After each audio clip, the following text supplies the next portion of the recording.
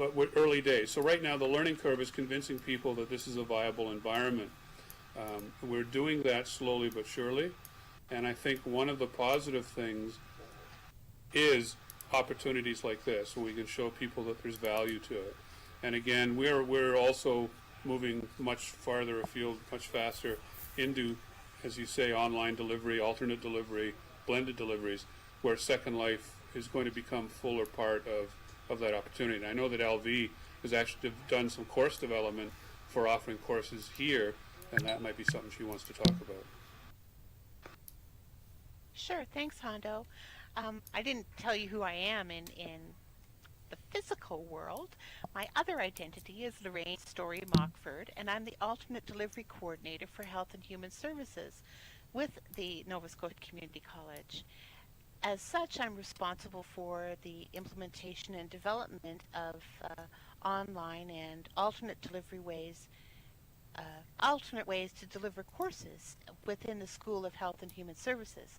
Although I do work very closely with my colleagues from the other academic schools in the college in developing what it is that we're doing and how we're delivering it. We all have our own flavor. I know that my dean, Judith Limkild, is very, very interested, and she was actually extremely supportive of us coming here, and I don't think that we would have been able to get into Second Life get into Second Life officially if it had not been for the support of Dean Limkild. So I just want to acknowledge that. She was wonderful. She has also been promoting the use of virtual environments like this to create nursing simulations and practice environments for nurse education and professional development across the province. Again, 900 kilometers tip to toe for Nova Scotia, and we have hospitals and universities and training institutions all the way across the board. And so we want to be able to use our money wisely in creating ways to be able to share. Yes, there's some terrific simulations already.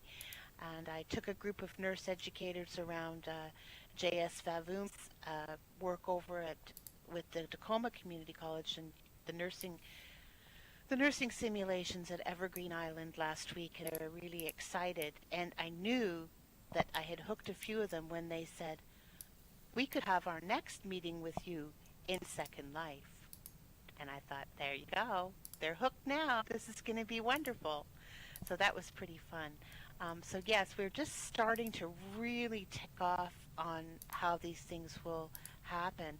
I had an interesting experience today. I was moderating one of the sessions, and I got an email, or an IM, I guess, from one of our faculty members who had heard about the conference through some of my multiple emails I send out, and got really excited and came into Second Life and has decided that he's going to build some more simulations. And he is only 20 or 30. Oh, there'll be more.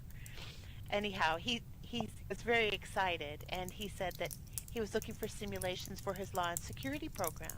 And I said, well, did you know that there was going to be a session today that was for the Loyalist College on their border security simulation, which he did not, and he attended and is thrilled, and now is really excited about the possibilities of A, that we could work together with them, and B, what he could create for crime scene investigations with his learners. So that was really exciting. Another nifty thing that I'm seeing is within Second Life, we're seeing a blurring of some of these boundaries that are between IT programs and the nursing programs that I work with, other health and human services programs that I'm responsible for, the business programs. As we're all coming into Second Life and working together, when having sort of these collaborative chats within Second Life, exploring what others are doing, our colleagues are saying, I could do that with so-and-so. Could you help me to do this? Let's work together to do that.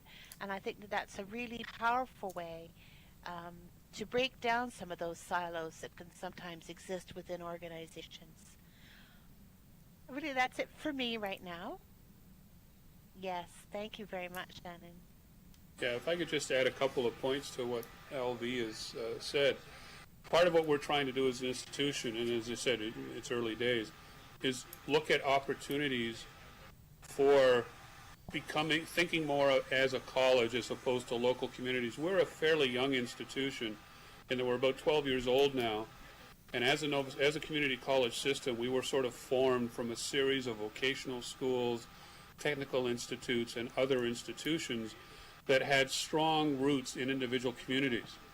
So we've spent much of the last 12 or 13 years building that identity as a Nova Scotia community college, so that, you know, we talk as a college, not as a bunch of separate institutions. We're now at that point, and I see great opportunity for here in Second Life to allow us to continue to do that, because now we have the NSCC brand out on our island. Exactly, LV, one province, one college. And so we are now reaching that opportunity, and we are now reached a point where we have faculty and staff who are not sort of the bleeding edge, leading edge adopters like LV and myself, looking at Second Life as something that's viable and real. So that's been a major turnaround for us. As well as LV said, people from programs like law enforcement and security and particularly the health programs have really seen some of the power that can happen in an environment like this. So a lot of it is still word of mouth, although we're getting better at getting it out. Now that we have an actual presence, and we can get people in, and once we get them in, we can get them out to all of you and the amazing things that you're doing. It's making our life a lot simpler. So I'm looking forward over the next year or so of starting to get towards where Penn State is at. So thanks, Shannon. You've given us something to strive for, and that's very, very cool.